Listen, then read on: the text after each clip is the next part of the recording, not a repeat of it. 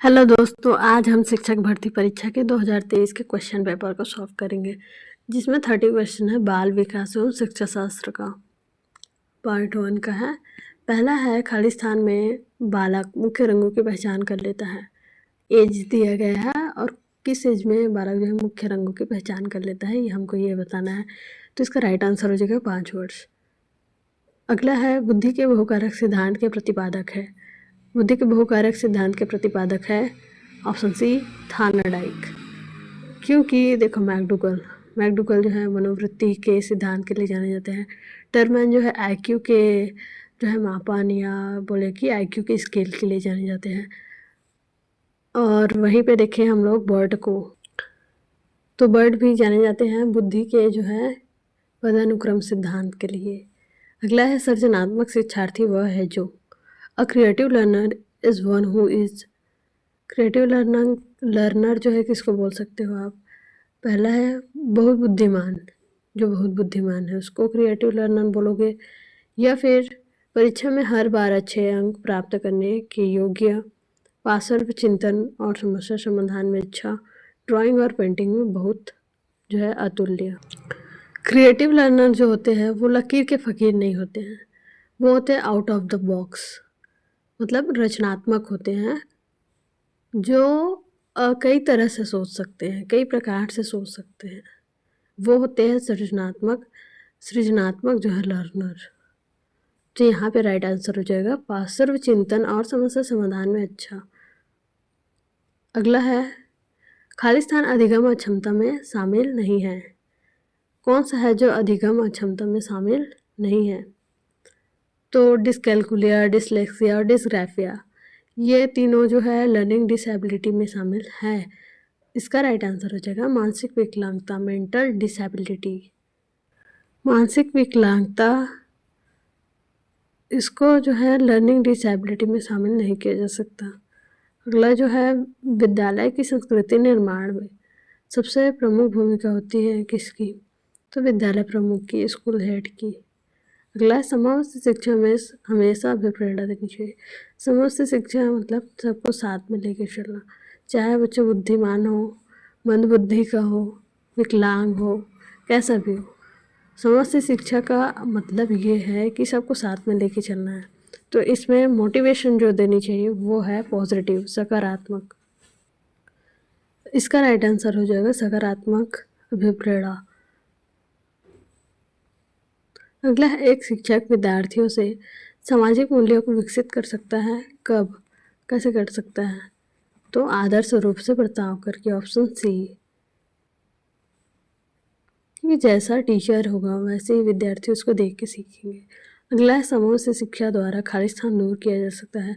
समूह से शिक्षा के द्वारा क्या दूर किया जा सकता है? बीमारी, कमजोरी, भेदभाव, अस्पृश्यता। क्या दूर किया जा सकता है? भेदभाव को दूर किया जा सकता है। शीलता के पोषण के लिए अध्यापक को निम्न में से किस विधि की सहायता लेनी चाहिए? ब्रेनस्टॉर्मिंग, विचार मंथन, व्याख्यान विधि, दृश्य श्रव्य सामग्री, उपरोक्त सभी। इसका राइट आंसर हो जाएगा वो है ऑप्शन ए, ब्रेनस्टॉर्मिंग, विचार मंथन। क्योंकि ब्रेनस्टॉर्मिंग या विचार मंथन क्या होता है? इसमें शिक्षार्थी जो है बिना किसी झिझक के, बिना किसी डर के अपने विचारों को अच्छे से एक्सप्लेन कर पाते हैं, अच्छे से बोल पाते हैं।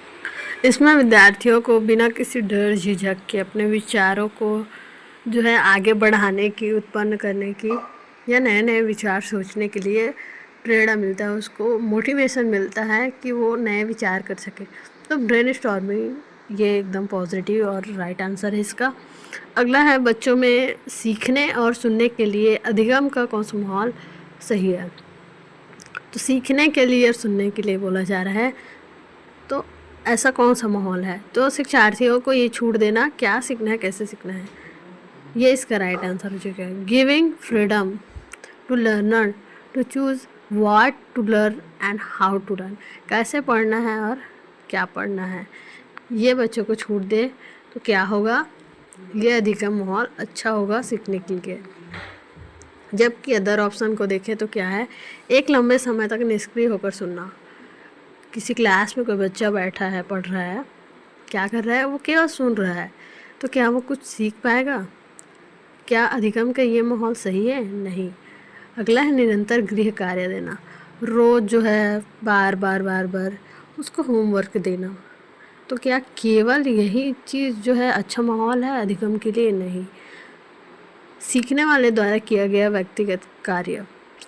अब सीखने वाला मतलब लर्नर जो है इंडिविजुअल वर्क, कुछ भी कर रहा है अकेले वो इंडिविजुअल। तो क्या ये सीखने के लिए अच्छा माहौल है? तो नहीं। इसका राइट आंसर ए वाला ही हो जाएगा।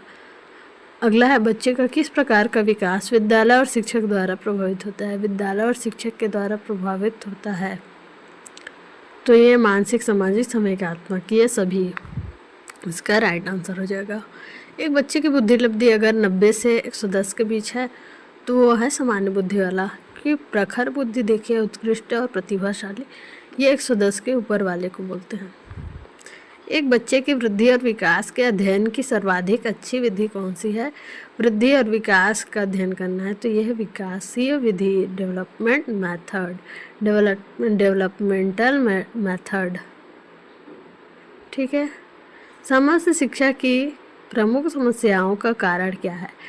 इसका कारण है उपरोक्त सभी। शिक्षक में शिक्षण कौशल की कमी। अगर समय से शिक्षा दिया जाए, समय से शिक्षा दिया जाए, मतलब एक क्लास में अनेक प्रकार के विद्यार्थी हैं, लो IQ एंड हाई IQ, प्रतिभाशाली है तो कोई विकलांग है तो कोई जो है लर्निंग डिसेबिलिटी वाला है, अनेक प्रकार के बच्चे हैं। तो ऐसी कक्षा है तो वहाँ पे क्या होना चाहिए? शिक्षक की स्किल होनी चाहिए वहाँ पे। तो अगर यहाँ पे दिया गया है शिक्षण कौशल की कमी, पढ़ाने का जो स्किल है उसकी कमी हो जाए।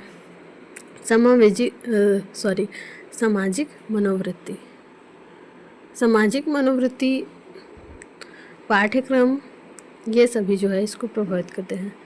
वंशानुक्रम से संबंधित प्रयोग चूहे पर किसने किया? Karl Pearson, McDougall, Mendel, Pavlov, लगभग सभी ने किया। लेकिन चूहे पर प्रयोग तो सभी ने किया है, लेकिन वंशानुक्रम पूछा गया है, यहाँ पे हेरिडिटी पूछा गया है। तो इसका राइट आंसर मेंडल हो जाएंगे। कार्ल पियर्सन, मैकडूगल और पावलोव, ये तीनों जो है मनोवैज्ञानिक है। इन्होंने अक्सर जो है मनोवैज्ञानिक है, और ये जो मेंडल है वो हमारे हेरिडिटी के लिए जाने जाते हैं। विकास के संदर्भ में निम्न में से कौन सा कथन सत्य नहीं है? विकास के संदर्भ में सत्य कथन कौन सा नहीं है? विकास की प्रत्येक अवस्था में अपने खतरे हैं। विकास उकसाने या बढ़ावा देने से नहीं होता। विकास सांस्कृतिक परिवर्तनों से प्रभावित होता है, राइट है। विकास की प्रत्येक अवस्था की अपनी विशेषताएं होती है अलग, ये भी सही है। ऑप्शन बी सही नहीं है। अगला है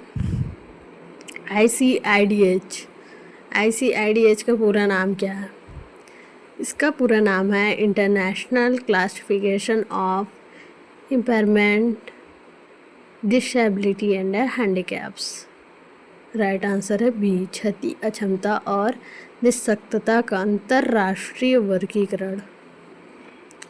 अगला है बालक का विकास होता है सिर से पैर की ओर, पैर से सिर की ओर, दोनों ओर। क्या होता है भाई? बालक का विकास होता है सिर से पैर की ओर, फ्रॉम हेड टू टो। उसको बोला जाता है सिफेलोकॉर्डल। इसका अदर नाम है सिफेलोकॉर्डल, यानी कि सिर से पैर की ओर विकास होना। इसमें क्या होता है कि जो बच्चा होता है, छोटा सा बच्चा होता है, वो पहले अपने सिर को संभालता है। सिर को संभालने के बाद वो ज़मीन पे फिसलने लगता है पेट के बल, ठीक है। उसके बाद वो चलना सीखता है। तो यहाँ पे विकास कैसे हुआ? सिर से पैर की ओर। ब्लैंक दिया गया है। अगला क्वेश्चन दिया गया है खाली स्थान से मानसिक विकास का संबंध नहीं। कौन सा है जिसका संबंध मानसिक विकास से नहीं है?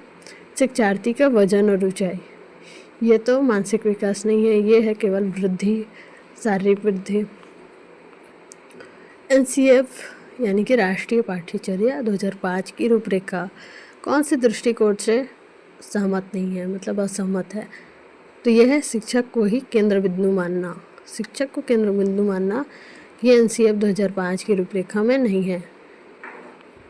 खालिस्तान के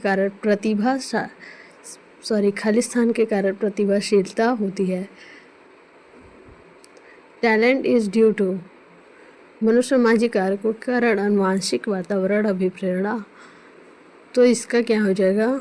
इसका राइट आंसर है बी और सी का समायोजन डी वाला। समस्त शिक्षा में खालिस्तान की भूमिका महत्वपूर्ण होती है। समस्त शिक्षा में किसकी भूमिका महत्वपूर्ण होती है? तो समस्त शिक्षा में होती है संसाधन शिक्षक, रिसोर्स टीचर। ऐसा शिक्षक होना चाहिए जो सबको साथ लेके चले, जो सब में समान भावना और अभिप्रेरणा जो है विकसित करे। ऐसे शिक्षक होनी चाहिए क्लास में। अगला है आउट ऑफ द बॉक्स चिंतन किससे संबंधित है? आउट ऑफ द बॉक्स चिंतन किससे संबंधित है? ये मैंने ऊपर में बताया था कि सृजनात्मकता से ये संबंधित है। सृजनात्मकता माने अपने विचार को जो है बिना झिझक के एक्सप्लेन कर पाना, बोल पाना, उत्पन्न कर पाना, ऐसा जो है वो चिंतन होना चाहिए। तो ये कौन सा चिंतन है? इसे कहते हैं अपसारी चिंतन। अपसारी चिंतन का मतलब होता है कि किसी एक ही चीज़ के बारे में कई तरह से सोच पाना। ये होता है आउट ऑफ द बॉक्स चिंतन।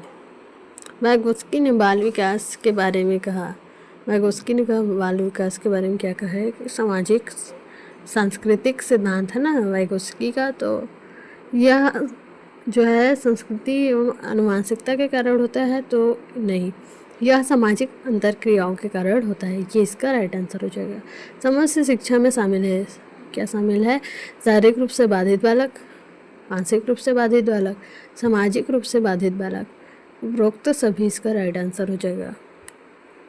अगला है गिलफोर्ड के अभिसारी चिंतन पद का प्रयोग किस समान अर्थ में किया है? गिलफोर्ड ने अभिसारी चिंतन का प्रयोग किस समान अर्थ में किया है? तो ये हो जाएगा बुद्धि एवं सृजनात्मकता या सृजनात्मकता। ये अभिसारी जो चिंतन होता है इसका प्रयोग केवल जो है बुद्धि के लिए किया जाता है। जो अपसारी होता है उसका प्रयोग सृजनात्मकता के लिए किया जाता है। एलेक्सिया है, एलेक्सिया या डिसलेक्सिया दोनों एक ही है। ये है पठन विकार। NVLD का अर्थ क्या होता है? NVLD का अर्थ होता है नॉन वर्बल लर्निंग डिसेबिलिटी, अशाब्दिक सीखने की अक्षमता। अगला और लास्ट है आपके कक्षा में कुछ छात्र अति मेधावी हैं, आप उन्हें किस तरह पढ़ाएंगे? एक क्लास है, उसमें कुछ छात्र जो है अति मेधावी है, वेरी ब्राइट, इंटेलिजेंट है बहुत, तो आप उन्हें किस तरह पढ़ाएंगे? कक्षा के साथ पढ़ाएंगे, उच्च कक्षा के साथ पढ़ाएंगे, समृद्धकरण कार्यक्रमों के साथ, ये जब वो चाहेंगे तब पढ़ाएंगे? इसका राइट आंसर है समृद्धकरण कार्यक्रमों के साथ उन्हें पढ़ाएंगे।